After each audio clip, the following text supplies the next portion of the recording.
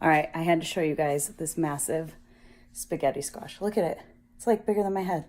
Like a regular spaghetti squash does not look like that. This is like King Koopa spaghetti squash. Here, I have a regular size one too.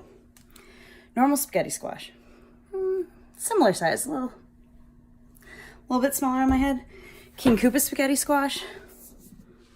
Y'all, this is gonna make like 100 meals. I'm gonna roast this up and have it for the rest of the week. And I'm gonna share with you guys how I prepare spaghetti squash because it's not super intuitive or easy, or maybe it is, and I just didn't figure it out for a really long time. So step one for spaghetti squash is I'm gonna throw this thing in the microwave after I peel that sticker off. And since this guy's so big, I might do it for 5 minutes instead of 3 minutes. All right, so why microwave a spaghetti squash if you're roasting it? Because the outside is so hard that it is really hard to cut through.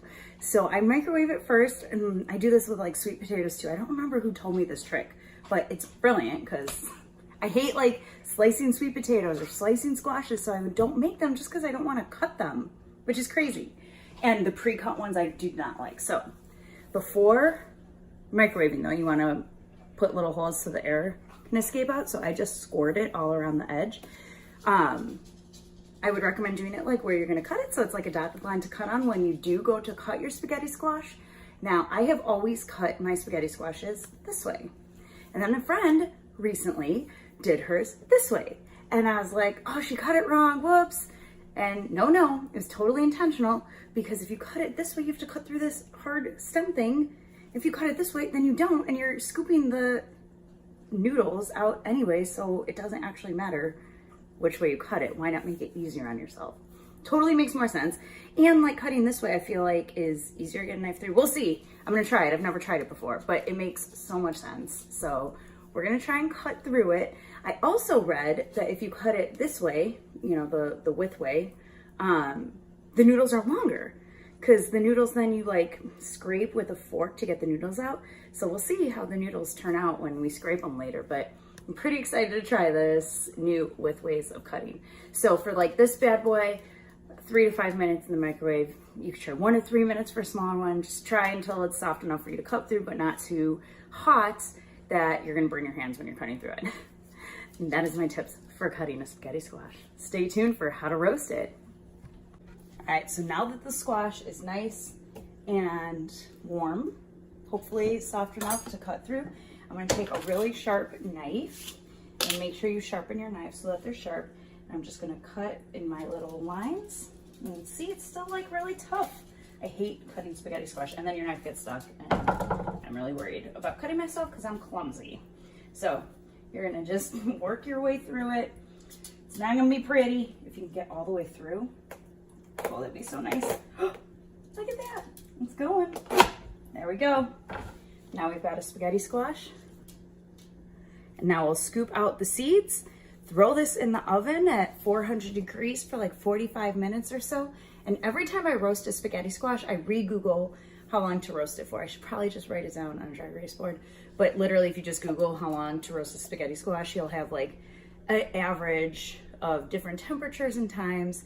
You wanna cook it until it's tender. So 400 degrees at 45 minutes sounds perfect to me. I might check it after 30 just to see, because that's kind of a high temperature, but I feel like that'll be okay. So I'm gonna throw this onto a baking sheet that's lined with, I have those like reusable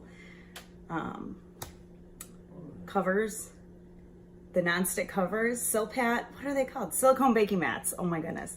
So I have just the regular Amazon brand silicone baking mats. I'm gonna put it face down onto the mats. I'm not gonna put any oil or anything because I don't ever cook with oil, but you could, if you wanted to, before you roast it, put a little oil. I'll probably put a little bit of salt and pepper just to have some seasoning in there, but it doesn't really need much of anything. And I'll show you once I scrape out the insides of this really big, like seriously, half of a spaghetti squash is as big as a normal size one.